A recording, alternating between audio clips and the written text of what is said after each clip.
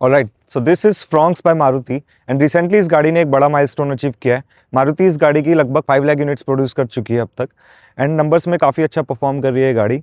And मैं इस गाड़ी को लगभग 1.5 ईयर से यूज़ कर रहा हूँ। तो क्या इस गाड़ी के बड़े पॉजिटिव्स हैं जो मुझे काफ़ी अच्छे लगे इस गाड़ी में, एंड क्या कुछ नेगेटिव्स हैं, एंड कितनी वैल्यू फॉर मनी है ये कार, एंड क्या 2026 में आपको इस गाड़ी को कंसिडर करना चाहिए, डिटेल में मैं आपसे इस वीडियो में शेयर करूँगा।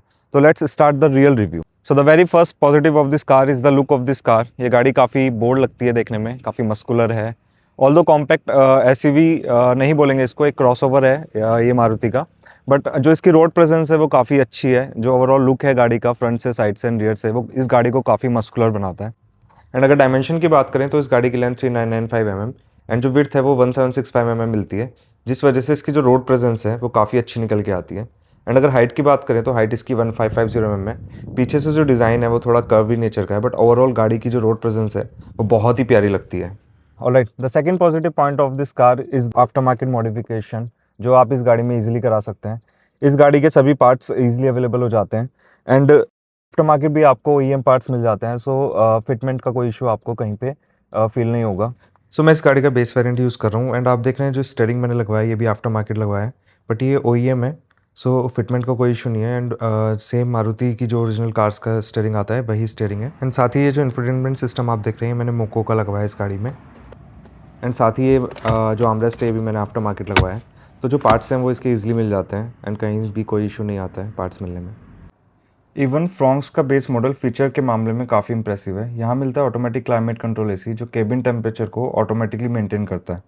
साथ ही ऑल 4 पावर विंडो स्टैंडर्ड हैं जो डेली कन्वीनियंस को नेक्स्ट लेवल पे ले जाती हैं। ड्राइवर साइड पे 1 touch up and down window का फीचर भी मिलता है जो यूजुअली हायर वेरिएंट्स में आता है। बेटर फ्यूल एफिशिएंसी के लिए मिल जाता है आइडियल स्टार्ट स्टॉप बटन और एडिड सेफ्टी के लिए ट्रैक्शन कंट्रोल बटन, एंड यहाँ पर हेडलाइट लेबलिंग दिया गया है। साथ ही इसमें जो बूट और फ्यूल लीड ओपनिंग कंट्रोल्स हैं वो काफ़ी एक्सेसिबल हैं।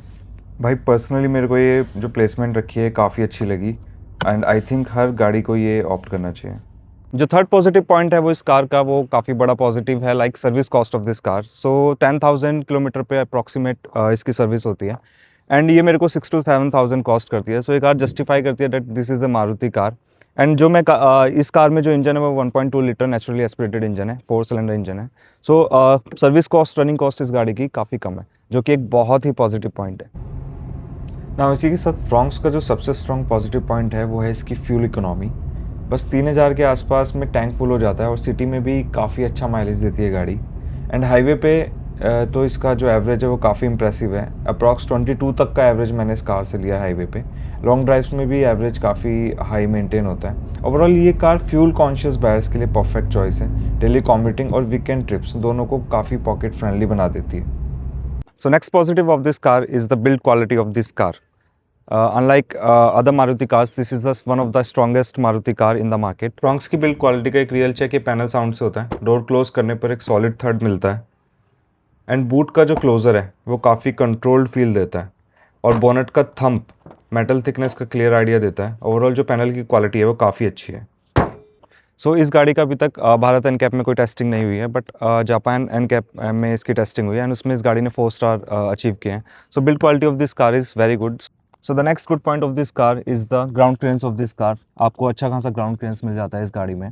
ऑल्दो ये एक प्रॉपर एसयूवी नहीं है, बट क्रॉसओवर के हिसाब से जो ये जो ग्राउंड क्लियरेंस दिया है मारुति ने काफ़ी अच्छा है। फ्रॉन्क्स में बेस मॉडल से 16 इंच की टायर प्रोफाइल मिलती है जो कार को एक स्ट्रॉन्ग स्टेंस देती है और उसका जो टायर प्रोफाइल है वो कंफर्ट और ग्रिप का काफ़ी बैलेंस सेटअप है। अप्रोच और डिपार्चर एंगल दोनों काफ़ी प्रैक्टिकल हैं, इसलिए स्पीड ब्रेकर्स, रैम्स और अनइवन रोड्स पे फ्रंट और रियर स्क्रैपिंग का रिस्क काफ़ी कम है। ओवरऑल ये गाड़ी आपको रफ रोड पे भी काफ़ी कॉन्फिडेंट फील कराती है।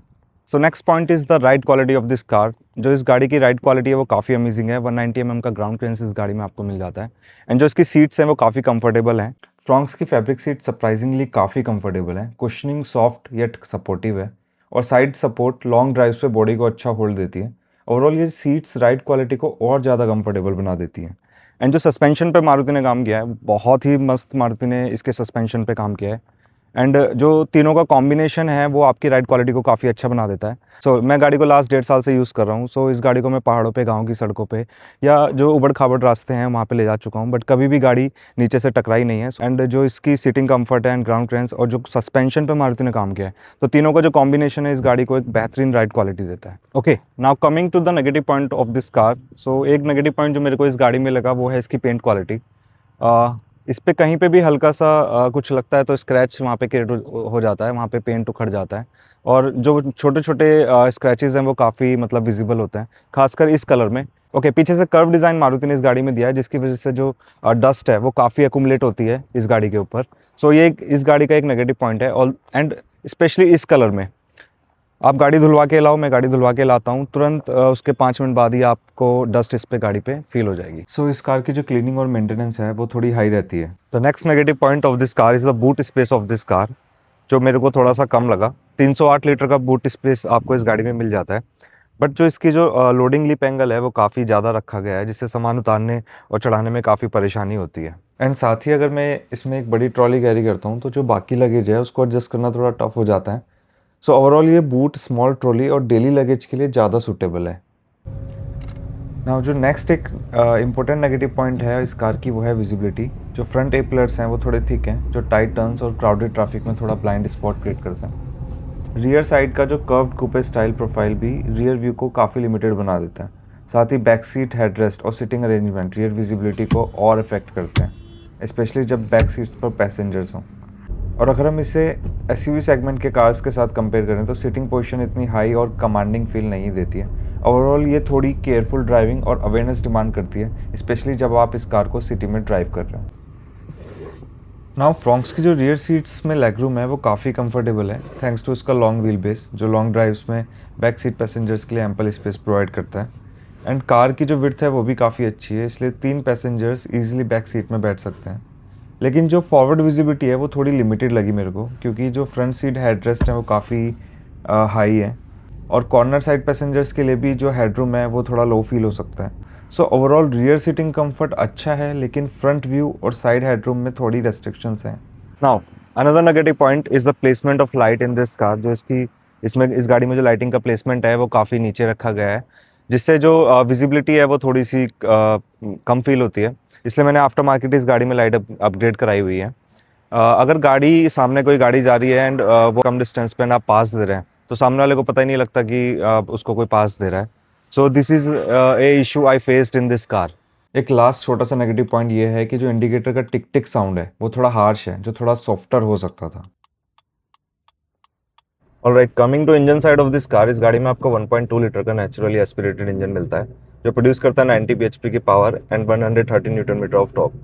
सो एक डिसेंट पावर ये इंजन आपको प्रोवाइड कराता है, but the main good point of this car engine is the average of this car. सो इस गाड़ी का जो एवरेज है सिटी में मैंने 15 to 16 का एवरेज इस गाड़ी से निकाला है, एंड हाईवे की अगर बात करें तो हाईवे पे 22 तक का एवरेज ही मेरे को गाड़ी दे देती है। The another good point of this engine is the reliability of this engine. आपको 4 सिलेंडर इंजन मिल जाता है, वाइब्रेशंस ना के बराबर है। सो ओवरऑल फ्रॉन्क्स का जो परफॉर्मेंस है वो काफ़ी वेल बैलेंस्ड है और डेली ड्राइविंग के लिए आइडियल फील देता है। सिटी में इंजन स्मूथ है और रिस्पॉन्सिव है, जैसे ही आप एक्सीलेटर प्रेस करते हैं कार एफर्टलेसली मूव करना स्टार्ट कर देती है। ट्रैफिक में भी गियर शिफ्ट्स प्रिसाइज और एफर्टलेस होते हैं, जो ड्राइव को काफ़ी रिलैक्स बनाते हैं। हाईवे पे पावर डिलीवरी कंसिस्टेंट और रिलायबल है, ओवरटेकिंग के लिए एक्स्ट्रा पंच मिल जाता है और इंजन हाई स्पीड क्रूजिंग में भी कॉन्फिडेंट फील देता है। एंड हाई स्पीड पे भी कार काफ़ी स्टेबल फील होती है। एंड जो स्टीयरिंग का जो फीडबैक है वो लाइट है येट कंट्रोल्ड है। टाइट सिटी टर्न्स और एक्सप्रेसवे ड्राइविंग दोनों में कंट्रोल और कंफर्ट का अच्छा बैलेंस प्रोवाइड करता है। सस्पेंशन सेटअप जैसे मैंने पहले बात की काफ़ी वेल ट्यून्ड है। पोर्ट होल्स, स्पीड ब्रेकर्स और रफ पैचेस ईजिली अब्जॉर्ब होते हैं, जिससे राइड क्वालिटी कंफर्टेबल और स्टेबल फील होती है। इस कार की जो केबिन वाइब्रेशन है वो काफ़ी कम है एंड इंजन नॉइज़ भी काफ़ी मिनिमल है।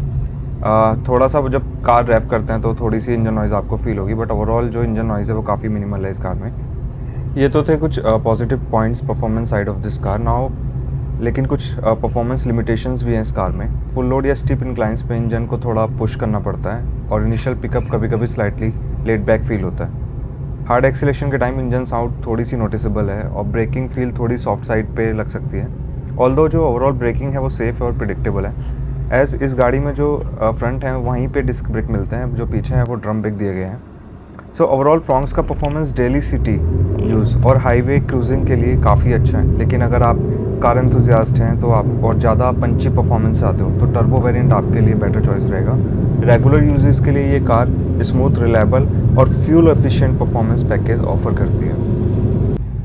सो ये था मारुति फ्रॉन्क्स का कंप्लीट पॉजिटिव और नेगेटिव ब्रेकडाउन। ओवरऑल ये कार कंफर्ट, फीचर्स और फ्यूल एफिशिएंसी का अच्छा बैलेंस ऑफर करती है। अगर आपके मन में कोई डाउट या क्वेश्चन हो तो कमेंट्स में ज़रूर पूछिए, मैं पर्सनली रिप्लाई करूँगा। वीडियो पसंद आई हो तो लाइक, शेयर और सब्सक्राइब करना मत भूलना। Thanks for watching.